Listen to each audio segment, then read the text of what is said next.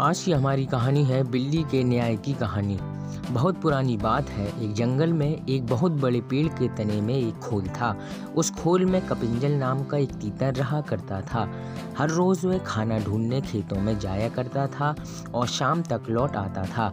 एक दिन खाना ढूंढते ढूंढते कपिंजल अपने दोस्तों के साथ दूर किसी खेत में निकल गया और शाम को नहीं लौटा। जब कई दिनों तक तीतर वापस नहीं आया तो उसके खोल को एक खरगोश ने अपना घर बना लिया और वहीं रहने लगा। लगभग 2 से 3 हफ्तों बाद तीतर वापस आया। खा खाकर वह बहुत मोटा हो गया था और लंबे सफ़र के कारण बहुत थक भी गया था। लौटकर उसने देखा कि उसके घर में खरगोश रह रहा है। ये देखकर उसे बहुत गुस्सा आ गया और उसने झल्लाकर खरगोश से कहा, ये मेरा घर है, निकलो यहाँ से। तीतर को इस तरह चिल्लाते हुए देख खरगोश को भी गुस्सा आ गया और उसने कहा, कैसा घर, कौन सा घर? जंगल का नियम है कि जो जहाँ रह रहा है वही उसका घर है।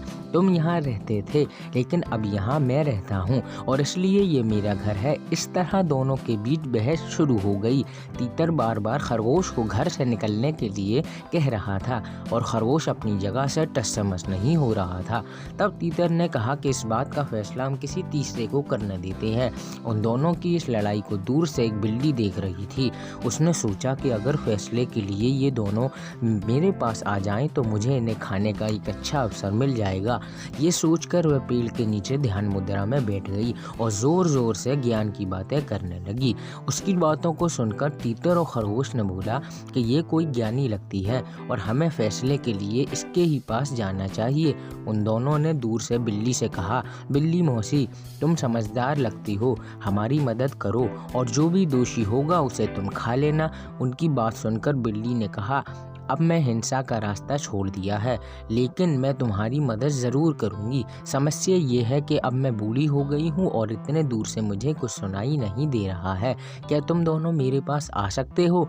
उन दोनों ने बिल्ली की बात पर भरोसा कर लिया और उसके पास चले गए। जैसे ही वो उसके पास गए, बिल्ली ने तुरंत पंजा मारा और एक ही झपटे में दोनों को मार डाला।